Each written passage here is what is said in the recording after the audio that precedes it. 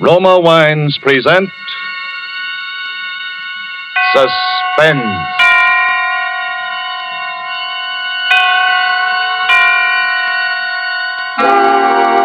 Roma Wines, made in California for enjoyment throughout the world.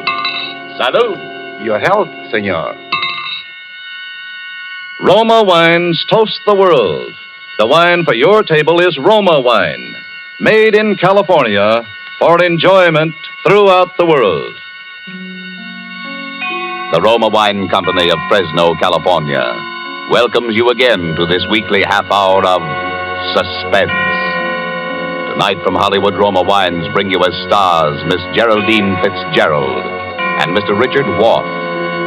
Miss Fitzgerald and Mr. Wharf are with us to play in an unusual tale by the unusual James Thurber, called A Friend to Alexander. But before we raise the curtain on tonight's tale of suspense, let's take a little journey.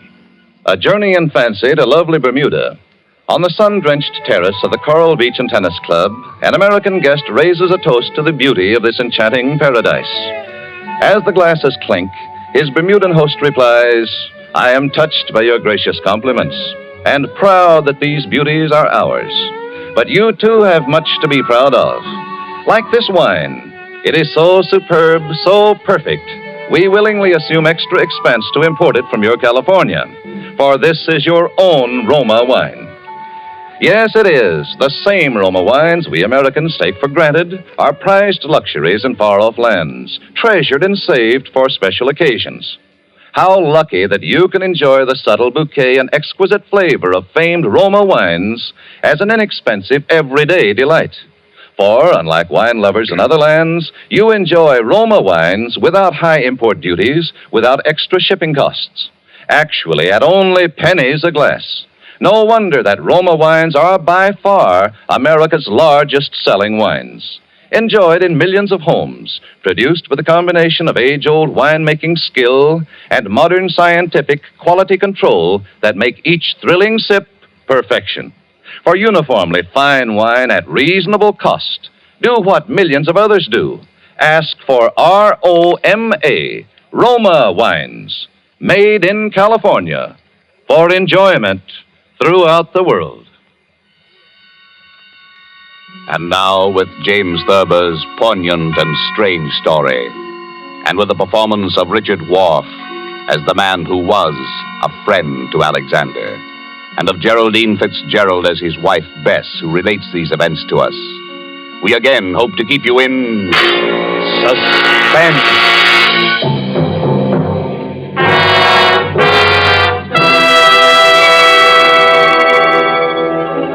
Harry was a laughing, happy-go-lucky fellow before he began to have those dreams. I guess he was pretty much like dozens of other men who go to work every morning, settle down in soft chairs with their newspapers after dinner, and like a weekend in the country now and then. He was fond of easy living and good times. Like everyone else, he talked of the war, rationing tires, and his golf scores, until those nightmares began to plague him. At first, I was amused. You know, I've been dreaming about Aaron Burr every night. What for? Well, how do I know what for? Aaron Burr's a funny person to be dreaming about nowadays. I mean, with all the countries in the world at war with each other. What's so funny about dreaming? Maybe you're upset. Everybody dreams, don't they? I don't know why you see Aaron Burr in your dreams. Well, I do. Where do you see him? Oh, places. Washington Square, Bowling Green, or on Broadway. Even here on 55th Street? No, mostly downtown.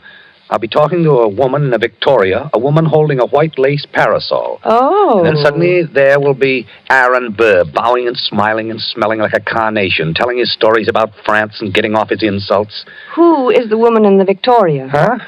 The woman. Who is she? Oh, how do I know? You know about people in dreams, don't you? They're nobody at all or everybody. But you see Aaron Burr plainly enough, though. I mean, he isn't anybody or nobody or everybody. Oh, all right. Maybe I don't know who the woman is. Maybe it's Madame Jumel or Mittens Willett or a girl I went to high school with. Who's Mittens Willett? Well, she was a famous New York actress in her day, 50 years ago or so. She's buried in an old cemetery on 2nd Avenue. I've seen the tombstone. That's very sad. Why is it? I mean, she probably died young. Almost all women did in those days. He's a vile, cynical cad. I was standing and talking to Alexander Hamilton when Burr stepped up and slapped him in the face. When I looked at Hamilton, who do you suppose he was? I don't know. Who? My brother Walter, the one I told you about. The one who was killed by that tramp in the cemetery. Harry, I never could get that story Well, I've told you straight. about a dozen times, that the tramp came up to him when his back was But turned. what was he doing in the Well, cemetery? that's not the point. He was killed. That's what's important. I loved him very much. I don't understand what anyone... What's the use of telling you? Every time I start mentioning it, you ask the same question. I understand now, dear. When you looked at Hamilton, he was your brother Walter. Yes. Harry, maybe we ought to go to the country for more weekends. Weekend? Yes, maybe we don't... Oh, I'm going to bed.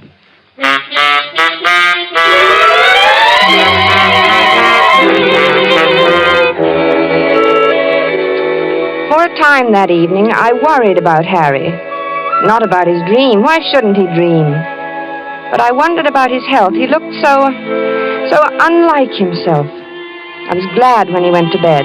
A good night's sleep was just what he needed, I thought. Sleep. How could I know? The next morning, we were quietly eating our grapefruit when Harry flung down his spoon. I wish he'd go back to France and stay there. Him and his la-la. Who, dear? Oh, you mean Aaron Burr. Did you dream about him again? Yes, and he said la-la to me. Why should he say la-la? Look, I was at the tavern and we were drinking ale. I said something funny. I don't remember what it was. Something amusing about what Ben Franklin had said to Washington once. It was one of those things, you know. No, I don't. Have some more coffee, dear. No, I don't want any more coffee. I made this remark and everyone laughed. Everyone but Burr, that is. He sort of sniffed and then he said la-la. Well, why not? I mean, is there anything wrong about him saying la-la? Well, it's the way he said it. He was sneering at me. They all noticed it. Who, dear? Who noticed it? The others, all of them, and Hamilton. I was there with Hamilton. It was swell until Burr came in, Aaron Burr. I don't see why you dream about him all the time. Don't you think you ought to take some luminol? I'm not sick, I tell you. I know what I'm dreaming. I just thought, well, it's always Burr, and that seems odd. Why? Why shouldn't I dream about Burr if I want to? But you don't want to. No, but I can't help it. Everywhere I go with Alexander, sooner or later Burr shows up and he makes those nasty remarks. Last night he elbowed Alexander out of his way. He did it deliberately. Alexander? Hamilton. Oh, Alexander Hamilton. Yes, goodness knows I'm familiar enough with him by this time to call him by his first name. You know, we might go to the Old Drovers Inn this weekend. You like it there. Hamilton has become not only my brother Walter, but practically every other guy I've ever liked. Don't you like the Old Drovers Inn anymore? Isn't it natural that Hamilton should represent my brother and guys I like? Well, that's natural, isn't it? Yes, I suppose it is. Then why are you looking at me like that? You know, dear, I wish you'd go and see Dr. Fox. But I don't want to go and see Dr. Fox. I want Aaron Burr to stop sneering at me. And my clothes. He looks at me and his lip curls up and he says, La, Mr. Andrews, what odd taste you have. I wish you'd go and see Dr. Fox. I'm going to the zoo and feed popcorn to the rhinoceros. That makes things seem right. For a little while, anyway.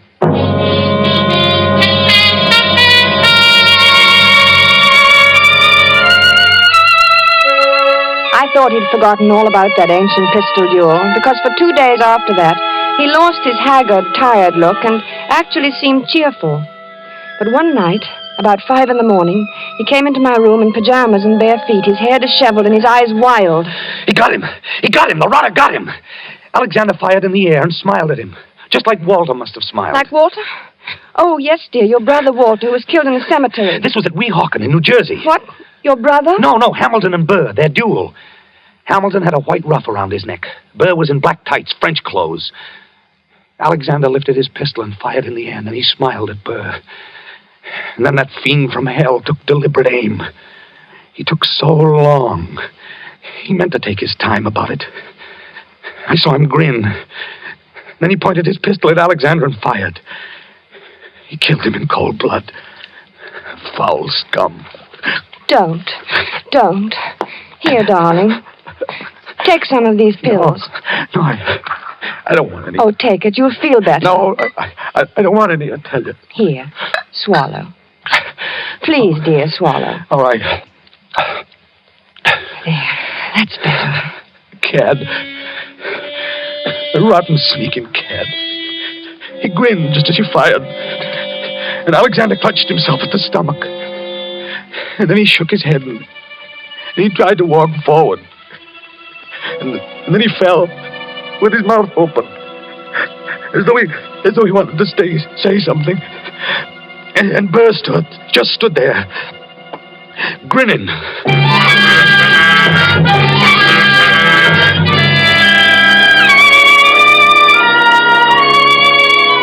I finally got him to see Dr. Fox, and he said Harry was fine, heart perfect, everything. But Aaron Bird did not lead my husband to sweeter or more peaceful dreams. Harry said nothing about it for several mornings, but I could tell he was still being tortured by these ghosts. He brooded over his breakfast. He didn't answer me when I spoke to him. What was that? Only my butter knife, dear. Oh. Harry, are you still dreaming about that man? I wish I hadn't told you about it. Forget it, will you? I can't forget it with you going on this way. Can't you forget I mentioned it? What does he do now? He goes around bragging that he did it with his eyes closed. He says he didn't even look. Didn't look when? When he killed Alexander in the duel. Well, what does... He claims that he can hit the ace of spades at 30 paces blindfolded. Furthermore, since you asked what he does now, he jostles me at parties now. I think you should stay out of this, Harry. It wasn't any business of yours anyway, and it happened so long ago. I'm not getting into anything. It's getting into me. Can't you see that? I see that we've got to get you away from here.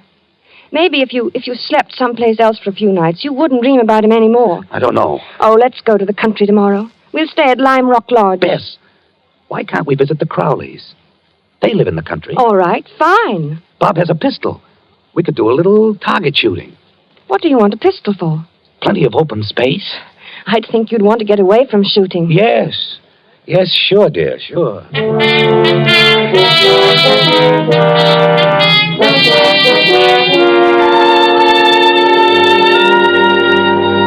The vacation seemed a success at first. When we arrived at the Crowley's house in the cab, I thought I'd left my suitcase at the railroad station. Harry laughed his old normal laugh for the first time in many days as he found the bag and handed it to me. And then he leaned over and kissed me. Good old Connecticut.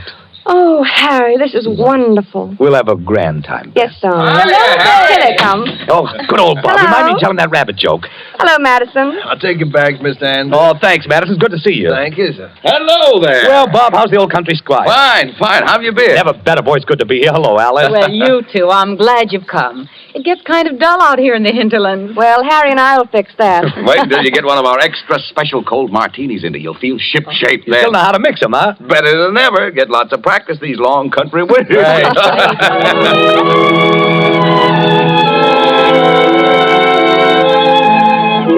It was grand, seeing Harry's face relaxed and smiling over his cocktail glass. When I went to bed that night, I felt that at last that nasty old business of the dream was over. And I was happy. But when I awoke the next morning, I saw my husband lying rigid on his back, staring at the ceiling. One Henry Andrews, architect. What's the matter, dear? Nothing. Oh, why don't you go back to sleep, Harry? It's only 8 o'clock, and this is the country. One Henry Andrews, an architect. What are you talking That's about? what he calls me. Calls you? Who? One Henry Andrews, an architect. He keeps saying it in his nasty, sneering little voice. One Henry Andrews! Harry, please don't yell. You'll wake the whole house. It's early. People want to sleep. I'm beneath him. I'm just nobody. I'm a man in a gray suit. Be on your good behavior, my good man, he says, or I shall have one of my lackeys give you a taste of the riding crop. Why should he say that to you? Well, you ask me why? He wasn't such a great man, was he? I mean, didn't he try to sell Louisiana to the French or something behind Washington's back? He was a traitor. Then why worry what he says? He was a scoundrel, but he had a very brilliant mind. I was in hopes that you weren't going to dream about him anymore. I thought if we came up here that... It's him or me. I can't stand this forever. Neither can I.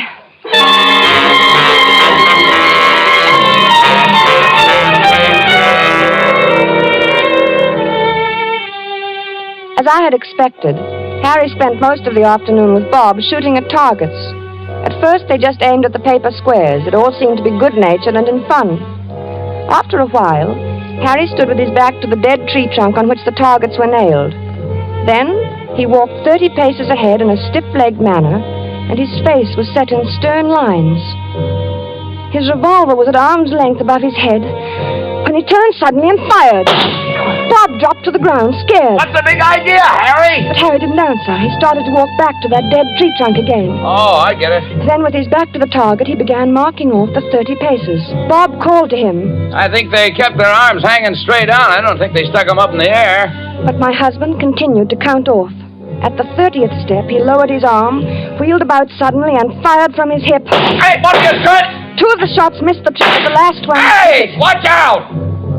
Like a mechanical man or someone in a trance, Harry began to walk back to the tree again without a word, his lips tight, his eyes bright, his breathing coming fast. Look, it's my turn, Bob. But Harry about-faced and stalked on. This time, when he fired, his eyes were closed.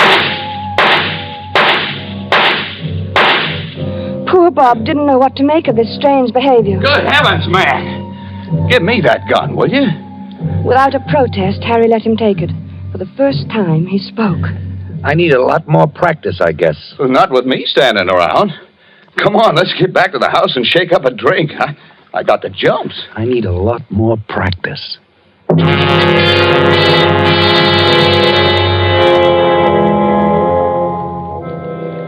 I guess I must have slept soundly that night because I didn't hear him leave the room. He must have crawled out of bed, dressed silently, and crept out of the room.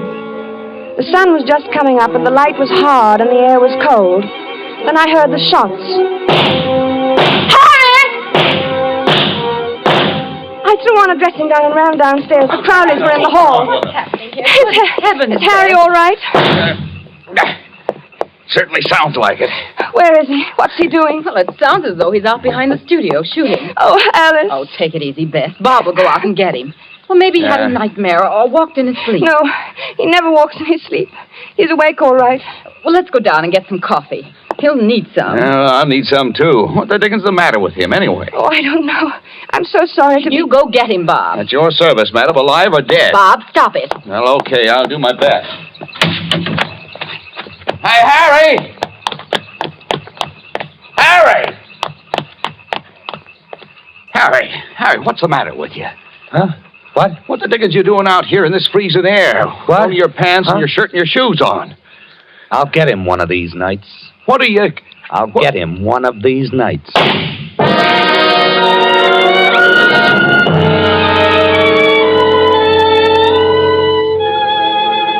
By this time, I was really frightened. When we returned to the city, Harry was the picture of gloom. Our first night back. I looked at him as he lay on the chaise lounge in my bedroom in his blue dressing gown, smoking a cigarette. He was haggard and tired, and he kept biting his lower lip. I mixed a scotch and water nightcap for him. No, thanks. No liquor. I need a steady hand. Look, watch my hand. Does it tremble? Is it steady?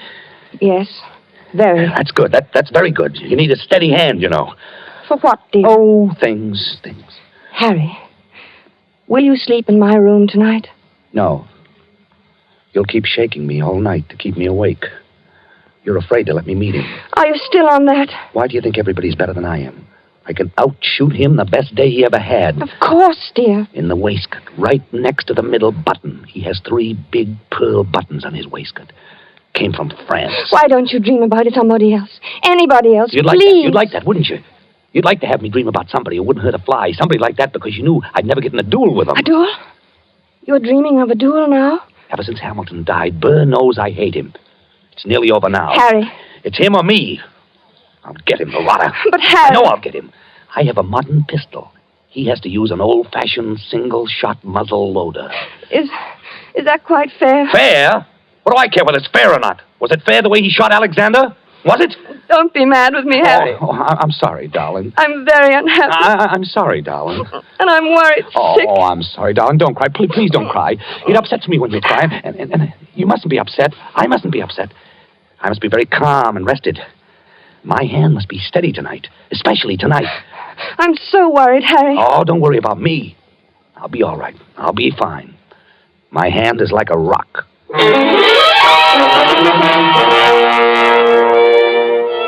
Later, when I kissed him goodnight, I knew it was really goodbye. He didn't say anything, and neither did I. It's just that he seemed so far away, in another world. And each moment I felt that he was becoming more and more remote. Something told me he wasn't coming back.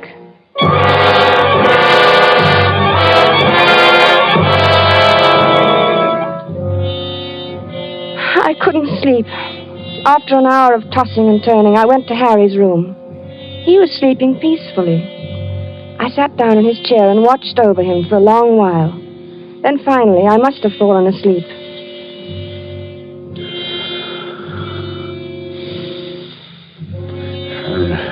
Beautiful morning. It was about 5 in the morning when I awoke. Harry was talking in his sleep. Oh, yes. Doctor?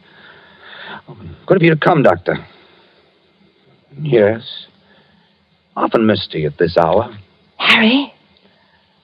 Are they loaded? Splendid. Harry? Wake up. Yes, I'm perfectly ready. Is Mr. Burr? He is. Good. Shall we proceed? No, I do not care to make any statement. Wake up. Very well. Harry? I understand it perfectly. 10 paces. Turn and fire at the dropping of the handkerchief. Yes. 10 paces. Harry! Harry! Thank you for acting as my second, Mr. J. It's, of course, extremely good of you. Very well, then. I'm quite ready.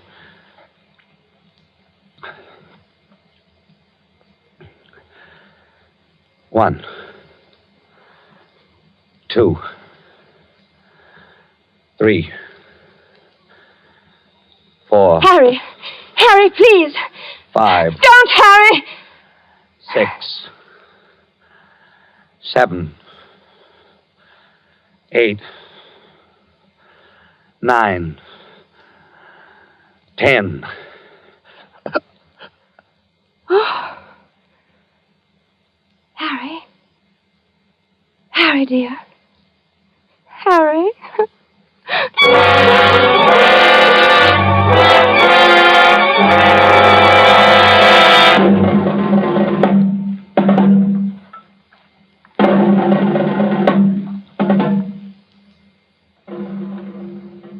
Dr. Fox was puzzled when he examined Harry. It's extraordinary. His heart was as sound as a dollar when I saw him the other day. He seemed to be fine, Dr. Fox. I can't understand it. What? Why, his heart stopped as if he'd been shot. Shot? Yes, of course there were no gunshots. Shot? Now, Mrs. Andrews, That's it. Shot? Oh, no, you'll have to calm yourself. You can't help him now. I should have known it would happen. I kept staring at Harry's right hand. The 3 fingers next to the index finger were closed stiffly on the palm, as if gripping the handle of a pistol. The taut thumb was doing its part to hold that invisible handle tightly and unwaveringly. But it was the index finger which held my eye the longest. I looked carefully to make sure that I was right. Yes, it was so. That index finger was curved inward slightly, as if it were about to press the trigger of a pistol. So there had been a duel after all. Perhaps there was no gunshot wound, but Harry had been shot as surely as he was dead. Dr. Fox saw me staring and spoke to me. What are you looking at, Mrs. Andrews? Harry never even fired a shot. Aaron Burr killed him the way he killed Hamilton. What are you talking about? Aaron Burr shot him through the heart. I knew he would. Yes, but there's no evidence. I knew he would!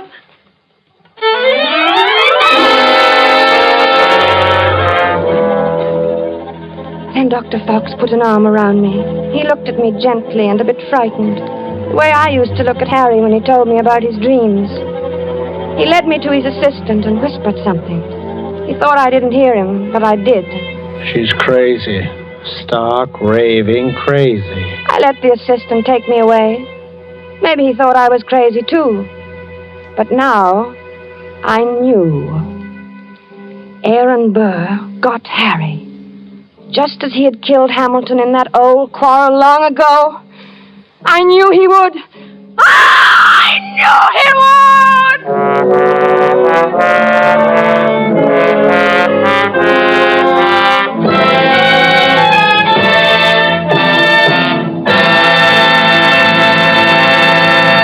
And so closes A Friend to Alexander, starring Geraldine Fitzgerald and Richard Wharf, the James Thurber story, which was tonight's tale of suspense. Suspense is produced and directed by William Spear. It is a significant fact that when lovers of truly fine food gather in many a far corner of the world, there you may well find Roma wines lending their subtle magic to the greater enjoyment of living. They furnish a gracious prelude to any meal, a flavor complementing delight during the meal and even at dessert time, too. For truly, the exquisite flavor of Roma California wines used in cooking and also served with the food can make even the simplest everyday meal the simplest entertaining, a special occasion treat. Discover for yourself how much far-famed Roma wines can add to your meals and delight your friends when you entertain. Remember, Roma wines are almost unbelievably inexpensive for wines of such distinguished character. Only pennies a glassful. Ask for R-O-M-A, Roma wines, America's largest selling wines, made in California for enjoyment throughout the world. Next Thursday, same time, you will hear Lucille Ball in Suspense. Presented by Roma Wines, R-O-M-A, made in California for enjoyment throughout the world. This is CBS, the Columbia Broadcasting System.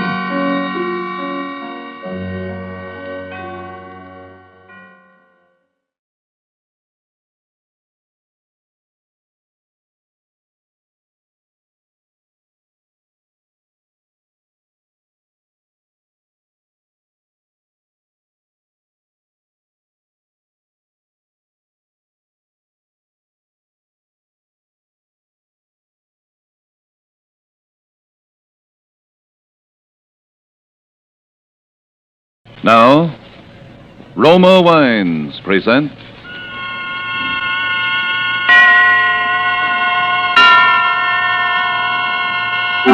Suspense.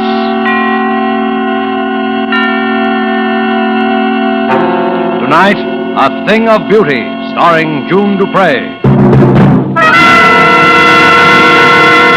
Suspense is presented for your enjoyment by Roma Wines. That's R-O-M-A, Roma Wines. Those excellent California wines that can add so much pleasantness to the way you live, to your happiness in entertaining guests, to your enjoyment of everyday meals. Yes, right now a glassful would be very pleasant as Roma Wines bring you Suspense. This is the Man in Black, here for the Roma Wine Company of Fresno, California. Tonight, in the absence of Ida Lupino, who was prevented from being with us because of illness, we are fortunate in being able to bring to you as star the actress whose performance in the RKO production, None But the Lonely Heart, has recently won her an award for one of the 10 best of the year, Miss June Dupre. Miss Dupre appears tonight in a drama of crime and passion and punishment, as unfolded in a narrative of a celebrated actress of yesteryear. And so with A Thing of Beauty, and with the performance of June Dupre as Madeline Tremaine, we again hope to keep you in suspense.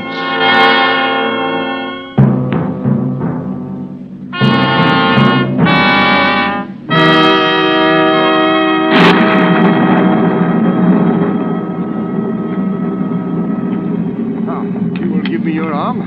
Thank you. I think we should just miss the storm if we hurry. Rather somber place, isn't it? Oh, it gives her seclusion, and that's all she's ever asked for since she came here.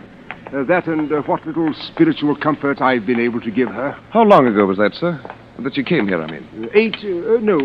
9 years ago in March. But it was long before that she left the stage. Oh, she was nearly 10 years in an institution. A mental disorder. Though it's not her mind that was ever sick, unless I'm mistaken.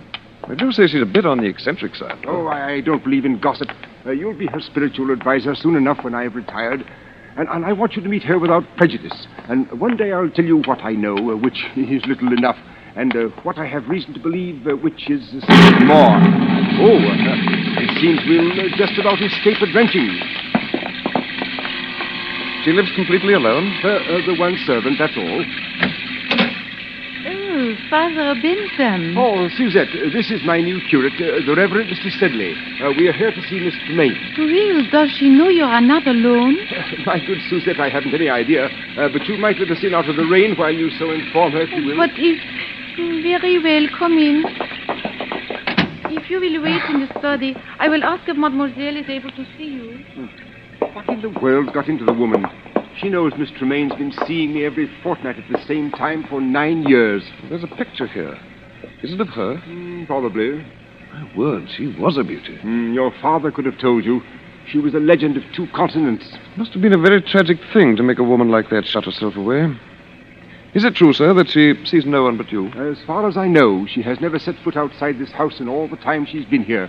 Nor has she ever had a single visitor beside myself. But why? I think because she hopes that somehow, someday, a man of God will help her to find peace. And she doesn't care to face the world until she's found it. Mademoiselle will see you now, Father, in her parlor across the hall. Oh, thank you. Well, Father Bentham, come in. Come in.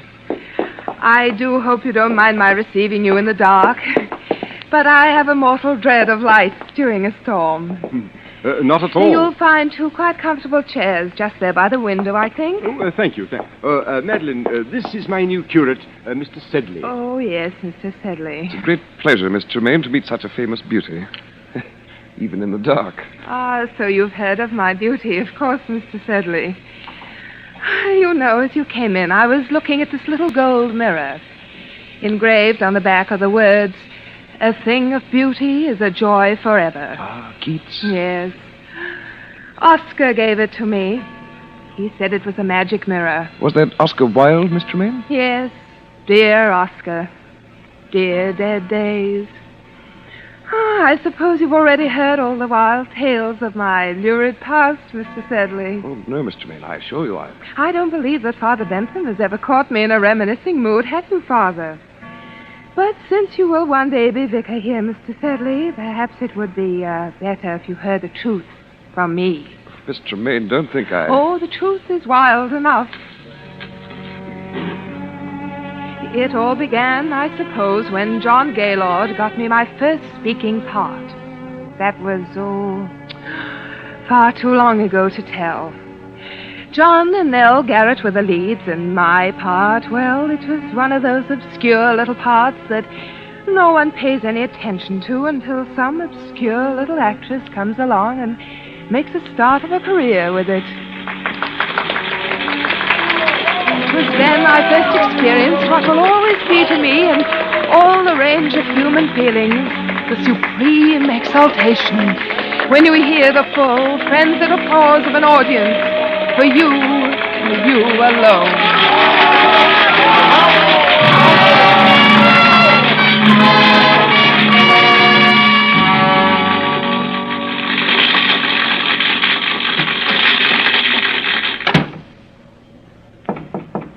Yes? It's me. Oh, come in, John.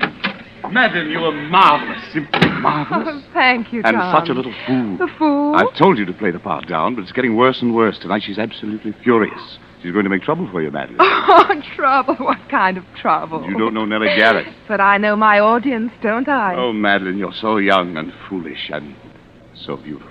Why, thank you, John. So terribly beautiful. Oh, John, now you're leading up to it again, aren't you? Madeline, this play isn't going to last forever. Even you can't keep it alive much longer. Why don't we make plans together now? We could have our own company. As the great John Gaylord and Mrs. Gaylord. Of course not. Why, in a couple of years, you'd be as famous in your own right as Nell Garrett herself. Perhaps I don't want to wait a couple of years. Besides, John, I don't love you. Do you love anyone? No, but when I marry, it will be an up and coming. Some of you must know where she is. You're in for it now, Madeline. So there you are, my fine miss. Go easy, Miss Garrett. She's meant no harm. No harm. She has merely ruined my entire last act curtain for 29 consecutive performances, hoisting her skirts clear above the ankle, ogling the stalls like a music hall Gretchen. Well, it's only because it's that kind of a part. Oh, is it? Well, as long as I play the leads in this company, I will not have my best speech in the whole play utterly ruined by rowdy applause for the gutter antics of a half-baked ingenue. Nell, you're making a fool of yourself. And while we're on the subject, Mr. Gaylord, there are a few points I should like to discuss with you.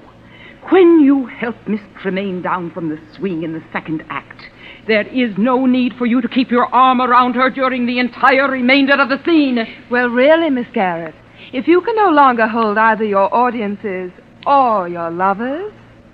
Oh, no. Nell! I'll kill you for that, Nell Garrett. If I die for it, I'll kill you.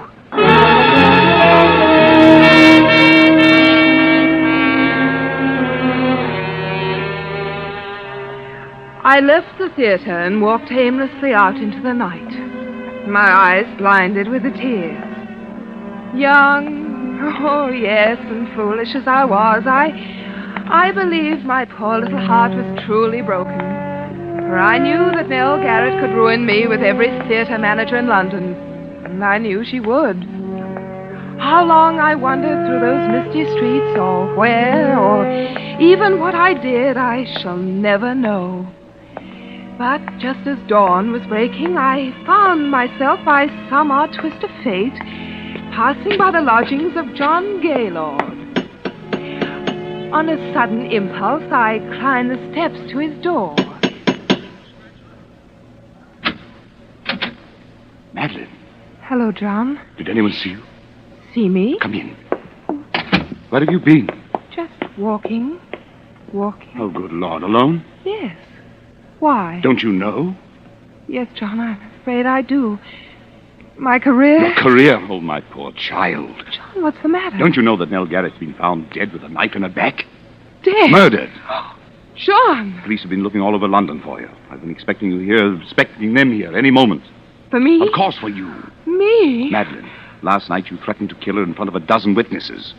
Why wouldn't they be looking for you? Oh, no. Madeline, listen to me. Listen to me. Where did you go?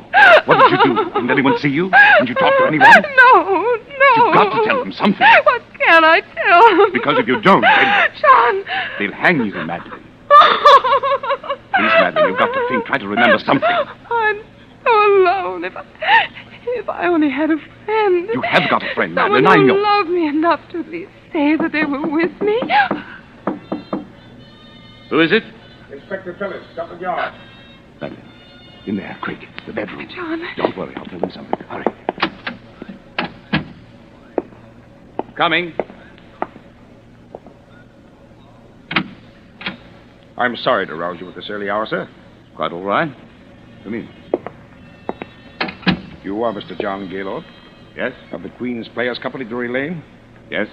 Can you tell me, Mr. Gaylord, anything of the whereabouts of Miss Madeline Tremaine? Madeline Tremaine? Yes. Why, Did you call me, darling? Oh, excuse me. Who is this lady, Mr. Gaylord? Well, who are you? I am from the police, madam. Police? There has been a murder. Miss Nell Garrett of the Queen's Company was found stabbed in her home last night. Nell Garrett? Yes. Do you know her? Why, of course. I'm afraid, madam, that I shall have to ask you for your name. I'm Madeline Tremaine. I'm so sorry that you find me somewhat in disarray. Miss Tremaine, I'm afraid that I shall also have to ask you to account for your whereabouts after you left the theater last night. Very well. Mr. Gaylord can account for my whereabouts. Well, Mr. Gaylord?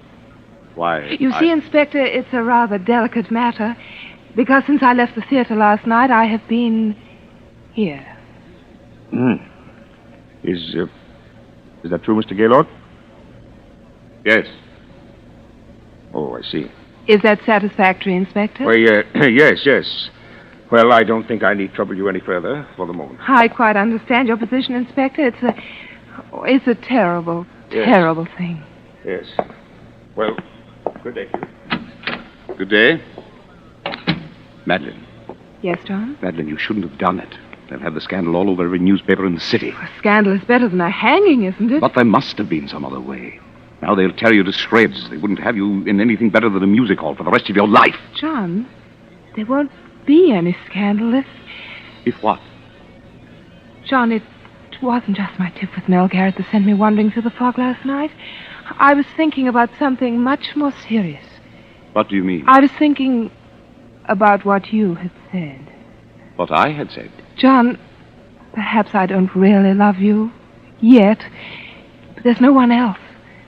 And you're the kindest, finest man I've ever known. Madeline. And now, perhaps you saved my life. Madeline, I love you more than anything else in the world. But I wouldn't have you marry me for gratitude. I wouldn't marry any man for gratitude. Madeline, if I were to tell you that I wasn't here last night either, that I couldn't explain my whereabouts, Oh, I see. would you still marry me? Yes, John. I will marry you.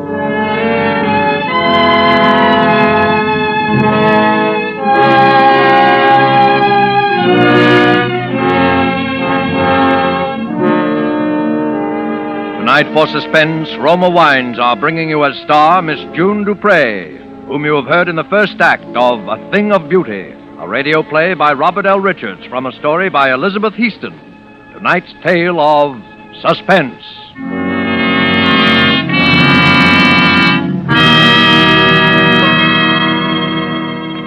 This is Truman Bradley for Roma Wines, and I should like to tell you about a most interesting woman who extracts all the simple pleasure and happiness possible from living. She is Elsa Maxwell, international authority on hospitality. She offers you some friendly counsel. I'm always telling people to take it easy, as they say, to be moderate and natural and at ease. And so, obviously, I suggest the enjoyment of a glass of Roma California port after dinner or during the evening. It's also very smart to serve when friends drop in, because this is one of the most glorious of all wines, richly fruity in flavor, with wonderful deep red color, utterly delicious. This is simple enjoyment, easy and restful enjoyment, moderate pleasure that helps you feel calmly at ease and so happier. Don't bother about special glasses. Just use whatever glasses are convenient and enjoy your wine. You really should act on Miss Maxwell's suggestion. Roma Port, as all Roma wines, is the best that California's magnificent sun-ripened grapes can provide. In glorious flavor, color, and aroma, is unvaryingly good, always enjoyable, protected for you by the ancient skill of the noted Roma wineries, located in the choicest vineyard areas of California.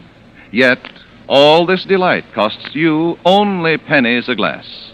Remember, more Americans enjoy Roma than any other wines. Roma, R-O-M-A, Roma wines.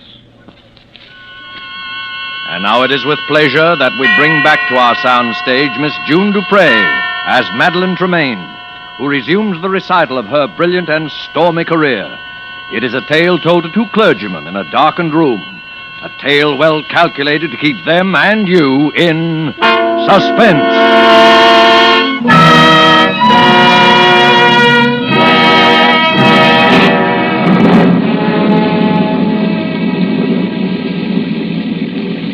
Shall I continue, gentlemen? Oh, yes, please do, Miss Tremaine. It's completely absorbing. Indeed it is. Really? I hope you don't mind the lights turned off. It's the storm. I suppose perhaps I'm a sort of elemental creature, but I always love to sit here and have it dark when it's stormy outside. Not at all. Well, then, our marriage was a very happy one.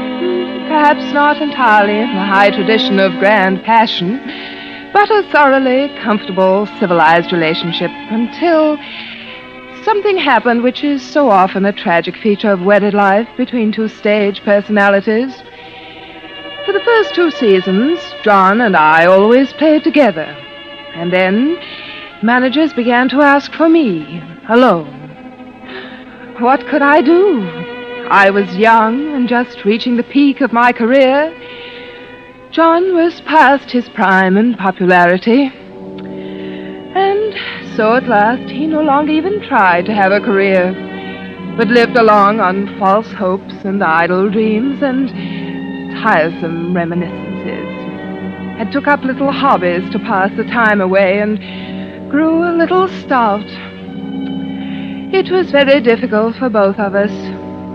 And then, for me, came the time and opportunity that every actress dreams of.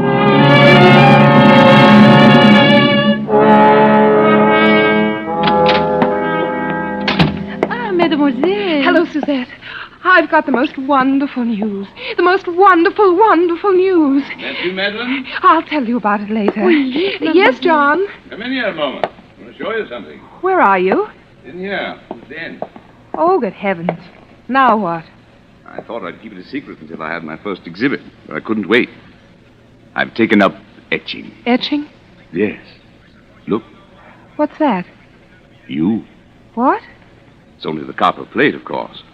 You see, the whole principle of etching is... Madeline, look out! Oh, what's the matter? Almost knocked over that vat of nitric acid. One drop of that on your beautiful white skin. It would burn a hole right through you. Well, must you have that sort of thing around? Of course, that's the whole thing. You see, your sketch simply scrapes the wax off the copper plate. Then you drop it in the acid and... Well, that's very interesting. Yes. Well, what happened in town? Anything? Anything. Everything. Got some plans, huh?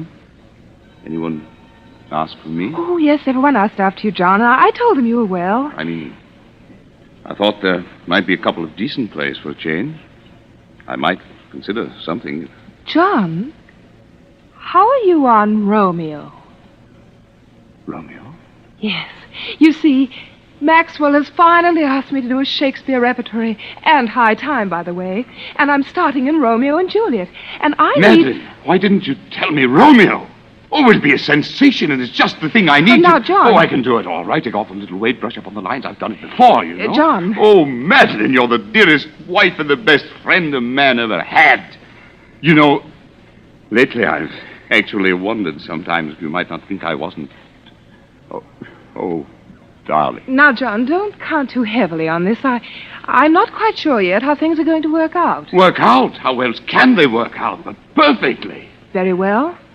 I'd like to begin reading here at home, first thing tomorrow evening.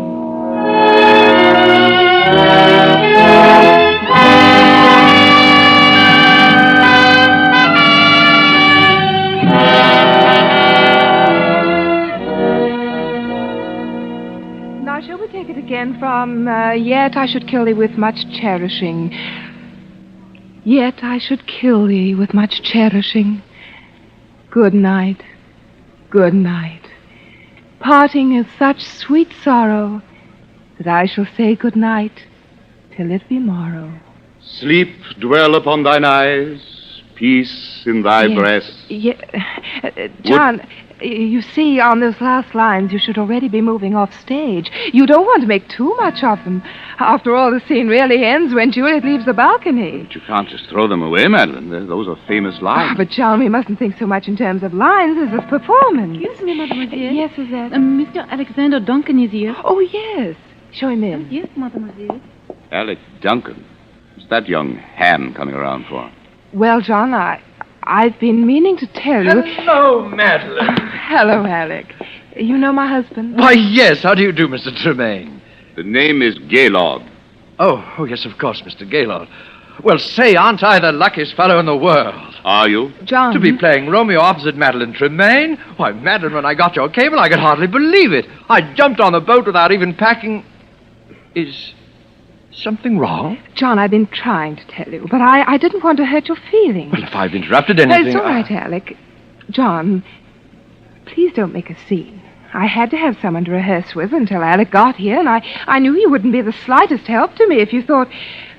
Oh, John, why must you make an issue of it?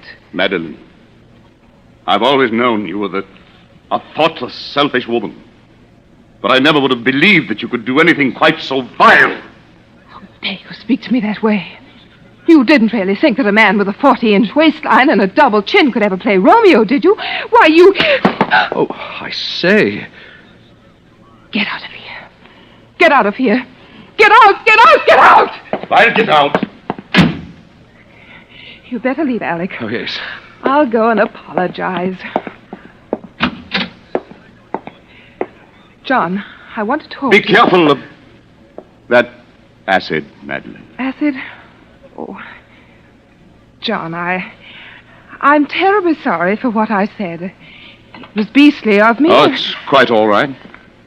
Oh, John, I knew you'd see it that way when you came to think. Because, you see, I am going to play Romeo. Oh, John, must we go through it all Madeline, again? I've forgiven. I've forgotten. A lot of things since we've been married. I've put you out in front. I've given you the spotlight and watched your regard for me become somewhat less than that of a servant, if somewhat more than for your dog. John! But this, if only for my self-respect, I will not allow to dangle before my eyes the thing that I've wanted most in all the world, except your beauty that I gave it up for. The thing I've been wanting so much I didn't dare admit it to myself. And then to have you snatch it away from me. No, Madeline. Waistlines and double chins can be concealed. But a mean spirit, never. This one thing you can do for me, and you will. John, you're being a fool. You see, I've always known that you married me to save your career and to keep my mouth shut. But there's one thing you haven't known. Where I was the night Nell Garrett was murdered. Where were you? I was at Nell Garrett's home. Well, that explains quite a number of things, doesn't it, John? Madeline, where did you get that gun? I always thought that someday I might need one. Madeline? Don't come near me, John. Very well. I warned you.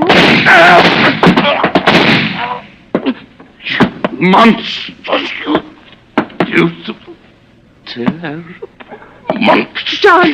No!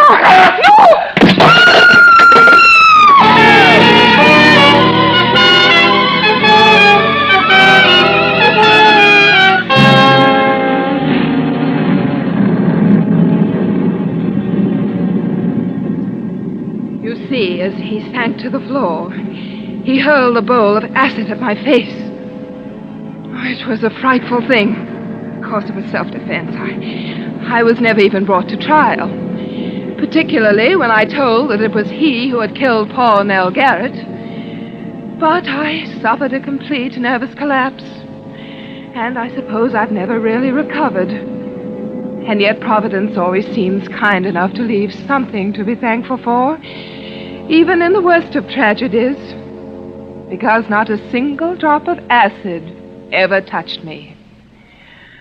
I suppose if it had, I should be horribly disfigured to this day. Have I bored you, Mr. Sedley? No. Oh, no, Miss Tremaine. Well, Madeline, the storm is almost over. I think we'd best push on. Must you? Well, but excuse me for just a moment. Oh, of course. My word. Poor woman. Yes. I say, look here. What? This mirror. It's not a mirror at all. It has a picture pasted in it. The photograph that's in the study. Poor Madeline. Father Benson, Mademoiselle would like to speak with you a moment before you go. Oh, very well. I'll only be a moment, Sedley. This way, Father. Thank you. Ah, Father. Well, Madeline? You may turn the lights on, Suzette, as you go. Yes, Mademoiselle.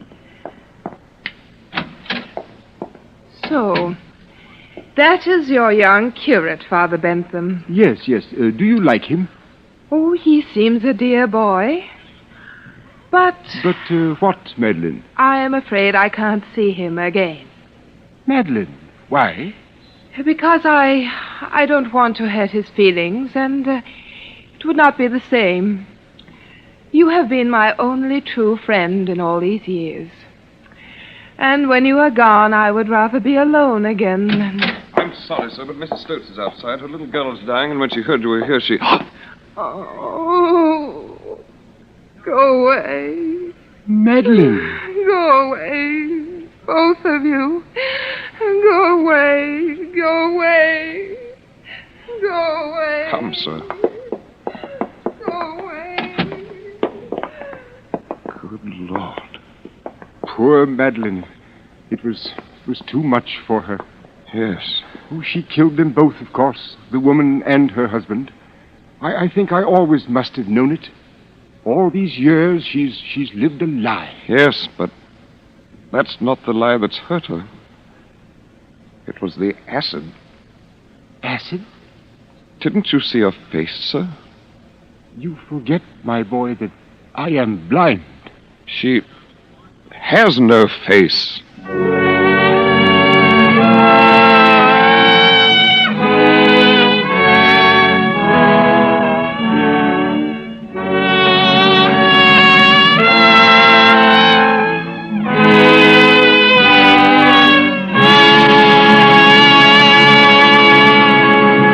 And so closes A Thing of Beauty, starring June Dupre, tonight's tale of Suspense. Suspense is produced, edited, and directed by William Spear. Probably no woman alive has been hostess to so many famous and distinguished people as Miss Elsa Maxwell. This is what she says about Roma wine. When you entertain friends, you do everything you can think of to add to their enjoyment. And that is why I say, when you serve your guests Roma wine, you not only delight them, you also smartly and genuinely flatter them. These delicious wines add so much to hospitality and to enjoyment of everyday meals. Yet it's such a simple, easy addition to the joy of living, so wholesomely moderate and so inexpensive. Miss Maxwell gives you good advice. Enjoy Roma wine regularly. It's California's finest, always good, unvaryingly fine in flavor and quality. Remember, more Americans enjoy Roma than any other wines. Roma, R-O-M-A, Roma wines. Next Thursday, same time, Mr. Keenan Wynn will be your star of Suspense. Presented by Roma Wines, R-O-M-A, made in California for enjoyment throughout the world. This is CBS, the Columbia Broadcasting System.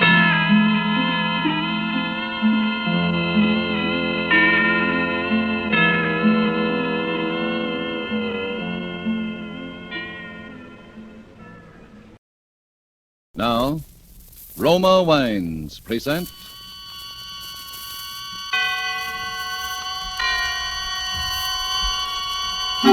Suspense. Tonight, Sell Me Your Life, starring Lee Bowman. Suspense is presented for your enjoyment by Roma Wines. That's R-O-M-A, Roma Wines. Those excellent California wines that can add so much pleasantness to the way you live, to your happiness in entertaining guests, to your enjoyment of everyday meals. Yes, right now a glassful would be very pleasant as Roma Wines bring you Suspense. This is the Man in Black, here for the Roma Wine Company of Fresno, California, who tonight from Hollywood bring you as star Mr. Lee Bowman, who is currently being co-starred with Rita Hayworth and Janet Blair in the Columbia Technicolor musical Tonight and Every Night. He appears this evening as a rather embittered young man whose life really began in spite of himself at the very moment when he had planned to take leave of it. And so with Sell Me Your Life, and with the performance of Lee Bowman as Joe Bland, we again hope to keep you in suspense. All right, quiet down. I want to hear this guy's story. Go ahead, Bland. No. Why waste any more time? Because I'm going to hear your version of what happened. I'm going to hear it now. Listen, Lieutenant. Less than 2 hours ago, I was ready to kill myself. You think I'm going to spend any time now trying to convince you I ought to live? What difference does it make? Come on, let's get out of here. Let's have the story. I don't get it. You're not going to believe any part of it, and you know it. So far as you're concerned, I'm already in the chair. We'll see. Go on with the story. Do you believe that tonight I was standing on top of the railing of the Grand Street Bridge ready to jump? Do you? No. No, of course you don't.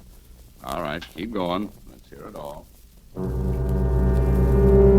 Well, that's where I was. And that's what I was about to do. Do you know how it feels, Lieutenant? Standing there, then all of a sudden making your decision.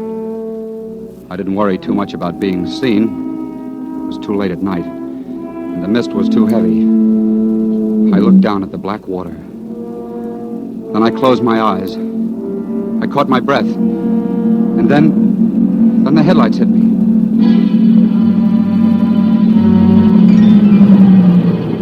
And the next second, I knew the driver had seen me. I heard the car stop and the door open. I couldn't move. I couldn't jump on over, and I couldn't climb back down. I just stood there and listened to the footsteps come toward me and then stop. What do you think you're doing? A woman. The footsteps should have told me that, but they didn't. I wonder if you know how silly you look pitched up there. I got my first good look at her then. Dark hair, about 30, and, yeah, a knockout. Come on. Come on down. Why don't you get back in your car and go on about your business? I'm waiting for you to come on down, or else jump over. You... That's right. A gesture as big as that deserves an audience. I'll see that you have one. Well, I'm waiting. That's more like it. Okay. The place is yours. No, wait. Don't you understand? I want to help you. Why? What difference does it make to you? Here, let's get in the car. There's nothing you or anybody else can do. Can't you see Oh, you're tired, aren't you? How long have you been walking? I don't know. Hours, I guess. Then come on. At least I can give you a lift to your next bridge. I can't explain it, but I guess I just didn't have much fight left in me.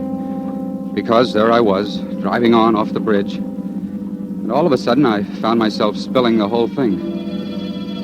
I told her how a certain pal of mine juggled the company books, my books as well as his, about how he could never admit I was innocent because he dropped over dead this morning, about how the auditors would be through by tomorrow and I'd be up for embezzlement.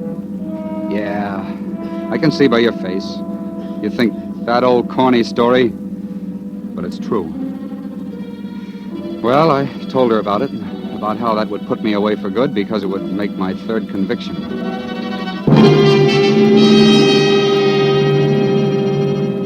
Then I told her, and I knew she wouldn't believe that either, but I told her just the same. I was innocent of those previous crimes, as innocent as I was of this one. Innocent of all of them, is that right? Yes. Well, why don't you let me out here? Thanks very much for everything. Wait. That money they think you took. Wouldn't it help if you could somehow make it good? Sure. All I gotta do is walk in tomorrow morning and plank down $1,000. Only 1,000? Only 1,000. And I've got $4.62 in my pocket. There's someone I want you to meet. What? Who? Your future employer, I hope. His name is Andrew Bodine. Bodine? The banker? Yes. You see, I'm Mrs. Bodine. It won't work. Well, you've no reason to say that. My husband has helped hundreds of people. It can't work. The breaks I've been getting will go right on, and there's nothing you can do to stop them. My life's over, I tell you. It's spent. No, not yet. It isn't. And if you don't want it, I'll take it. Oh, please. For just 1 hour, sell me your life. What have you got to lose?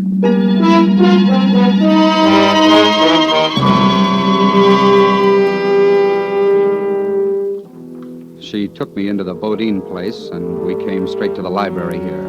That's where Mr. Bodine would be, she said. But then, when she opened the door, I saw a young-looking guy. He was over there, working at the desk. Oh, I'm sorry, Mr. Faraday. It was just that I expected my husband. Oh, another one of those conferences, I'm afraid. He was called away only a few moments ago. Oh, that's unfortunate. Oh, this is Mr. Faraday, my husband's secretary. Glad to know you. Well, thank you. I don't believe I heard your name, Mr. If you don't mind, Mr. Faraday, I wonder if you'd excuse us. Why, certainly. My work's pretty well cleared up anyway. Good night, Mrs. Bodine. Good night. See, the fact that my husband isn't here right now isn't really going to matter too much. I'm appealing to you for help. Appealing to me for help? Yes. During the time you've been under sentence, you've naturally had considerable contact with, well, criminals. I want you to identify just such a person. I guess I don't get what you... My husband's life is in danger. I'm sure of it. In danger? But from what? No, I shan't tell you whom I suspect. I want you to find that out. I want you to give me proof. most important, I want you to give my husband protection. How? By watching him, by observing everyone who comes in contact with him, whether casually or regularly. Oh, yes, would you just step over there to the desk? No, behind it. Now, that first drawer on the left.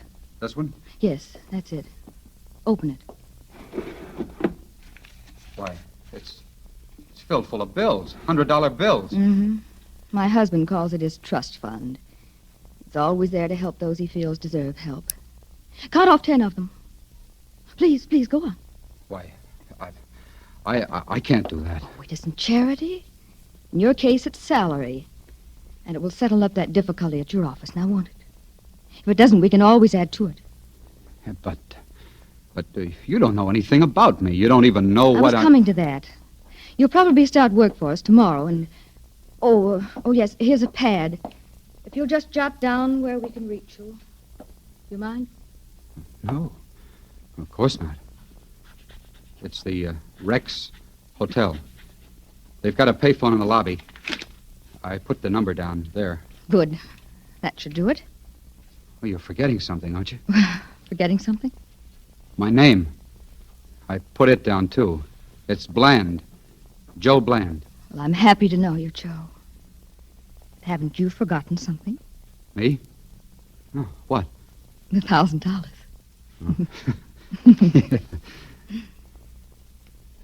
You're a wonderful person, Mrs. Bodine. I wish I knew how to thank you. I'll tell you. Just stay alive.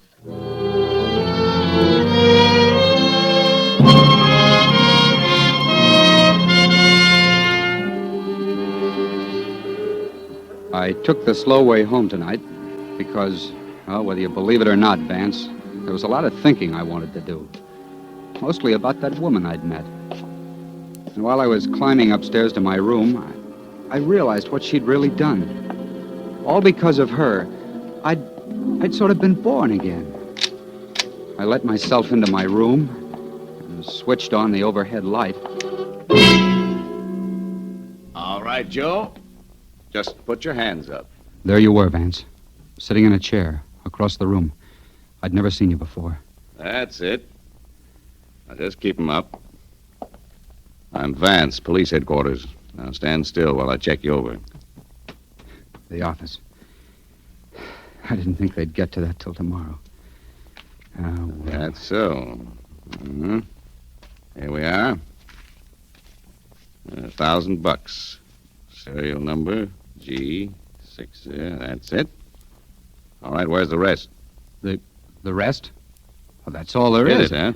That's what I thought. Took you long enough to get here. Well, now, listen, I was going to turn that over to the company in the morning. The company? What company? Why, my company. I don't know what you're talking about. Just tell me where you put the gun. The gun? You hid that too, huh? Wait a minute. I never had any gun. What is this? I don't know what I guess you are as dumb as you act. Anybody who'd leave his name, address, and phone number on his victim's desk can't be very bright. They just posted a reward for the guy who robbed and then murdered Andrew Bodine. It looks like I'm the guy who's going to collect it. What?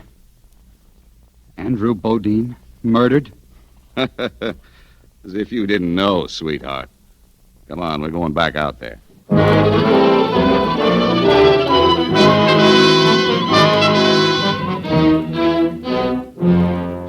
Tonight for Suspense, Roma Wines are bringing you as star Mr. Lee Bowman, whom you have heard in the first act of Sell Me Your Life by Emil C. Tepperman. Tonight's tale of Suspense.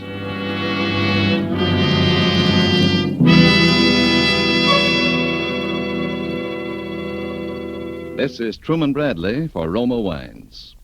Elsa Maxwell is recognized internationally as an authority on gracious living. You will be interested in something she said the other day about wine and wartime food rationing. Listen. I find that people who know one simple secret of serving delicious meals aren't bothered much by food rationing. That secret is to enjoy good Roma wine with food. For instance, I recently had dinner with some old friends. The main dish was kidney bean casserole. And to give this simple food a delightful party flavor, my hostess served cool Roma California Burgundy. Everyone remarked about its wonderful bouquet and aroma, and about the way that good Roma Burgundy added enjoyment to our plain meal. Such added enjoyment is one of the reasons why more and more people serve delightful Roma wine. That's a grand suggestion from Elsa Maxwell.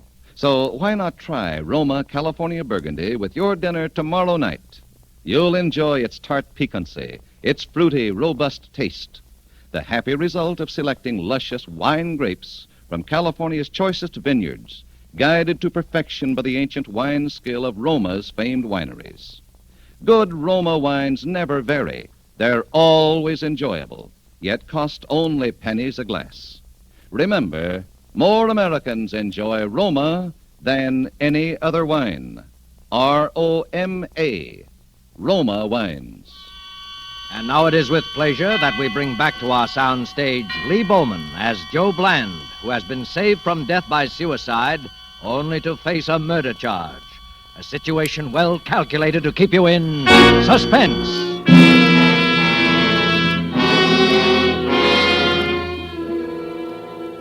We came back here to the Bodine's library. The room was packed, loaded with police and reporters. It was full of Andrew Bodine, too. He was stretched out behind the desk, covered with a sheet. Hey, Bland, look over this way, right into the camera. That's it. About this guy's fingerprints, Lieutenant. We got him off his police record. Yeah? They matched the prints on the desk drawer, all right. Where the money was, I mean. I know. He admits taking the money, 1,000 of it. Says Mrs. Bodine told him to take it. Anything else? Yeah, he admits he needed the dough. Says he's about to be stuck on an embezzlement charge. Has he admitted shooting Lincoln yet? Looks like you...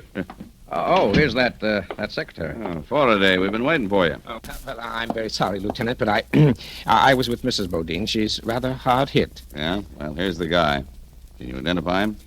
Well, I should be able to. It was less than an hour ago that I saw him. Here? Yes, in this room. He was with Mr. Bodine. Mr. Bodine? Well, that's a Quiet. You'll have your chance. Go on, Faraday. Well, Mr. Bodine was talking with him, trying to work out some way to help him. Why, You probably know of the old man's habit of picking up, bums, giving them money, trying to get them work. I'd want him time and time again. We know about that. Just go on to the story. Yeah, just go on with your lies. I told you to keep still. What for? So we can build up that phony story? Listen, Vance. I want to see Mrs. Bodine. She was with me all the time. I told you that. She can stop this whole thing in 2 minutes. She can if Faraday here hasn't done something to her. Why, this fellow must be insane. I want to see Mrs. Bodine. Now. She's in no condition to be disturbed. Furthermore, she has no connection whatever with this case. Oh, no? Let me give you some advice, Bland. Keep your mouth shut until I tell you to talk. Well, the old man, Mr. Bodine, asked me to leave him alone. So I went right to my room down the hall. There was nothing else I could do. And then? Well, it must have been about 15 minutes that I heard a shot. I rushed in here and there was Mr. Bodine. He was dead. What about Bland? Gone. Well, that's pretty fast. Since you were only down the hall, you'd have seen him leave, wouldn't you? Well, not if he left by that window there, and that's just what he did. It was wide open, just as it is now, sir. No sign of the gun, huh? No, nor the money. Almost $21,000 missing. Uh-huh. You don't fool around, do you, Joe? You know something? You're going to tell me where the rest of that dough is. You can find that out from Faraday. You're also going to tell me about that gun. You can also find that out from Faraday. Can't you see it? He's the killer. You can forget that right now. You're dead, Bland. You haven't a chance. You haven't any kind of a case at all. Well, get Mrs. Bodine in here. You'll see what kind of a case I have. You'll see what kind of a case he's got, too. I've had enough of this. Hey, you. I'll get her myself. Hey, come back here. You're not going anywhere. Get your hands off me. I tell you I'm going to find Mrs. Bodine. Mrs. Bodine. Oh, dear. Oh, Mrs. Bodine, I didn't want you to be disturbed. Now, please, you'd better go back to your room at once. It's all right, Mr. Faraday. I kept hearing my name called. I'm Lieutenant Vance, Miss Bodine. This man here beside me. Do you happen to know who he is? This man? Yeah, me. I've never seen him before in my life.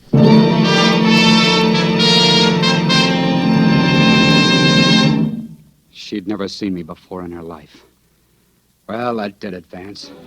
After that, I was with you, sitting between you and your pal Tannen in a police car bound for headquarters. Not even hearing those stupid Car calls on the 64, car radio. Raymond. Go to the corner of Hill and 20th. 229, that is all. Doing some thinking, are you, Bland? Well, I'm afraid it's a little too late. I was doing some thinking. I wasn't going to let it be too late. I couldn't let it be too late. How about it, kid? Anything you want to say? Yeah, I'd like a cigarette. Give him a cigarette, Tannen. Me? I gotta watch the road. Okay. But keep your eye on him, too. Hey! Hey, what are you? My gun, Tannen! Hey, look out! Get your foot off that, Bland! You wreckers! He's after my gun! Get him, Tannen! Look out! I can't! Okay, Tannen. Just pull the car to a stop, and don't reach for your gun. Because I'm taking it. Now, I might need to. You're a jerk, Bland. This'll never work. I'll try anything, even suicide, didn't you know? I'll stay there till I get Vance out. Okay, now you come out. No, don't touch the keys. Just come out. It'll never work. You'll be shot down on sight. Not for a while, baby. Not in a police car. R82, Reuben and Malone. Check under 13. 1000 Block Forest, that is all.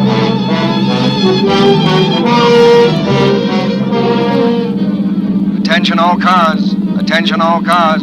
Joe Bland, accused slayer, has just stolen police car 46. Then I heard it. Over the car radio. This man must be apprehended. He is desperate. Shoot to kill. That is all. Attention all cars. Report from police car 13. Bland has just been sighted passing Serrano Street. Speeding northward on Fountain. All cars proceed toward northern end Fountain. Intercept. That is all. Now crossing Selmer and Riverdale. Car 1962. Form roadblock next intersection. Cars 20, 13. Cut off rear escape. Attention. Bland just sighted abandoning car. Running east on Selma. Stop him. This man must not escape.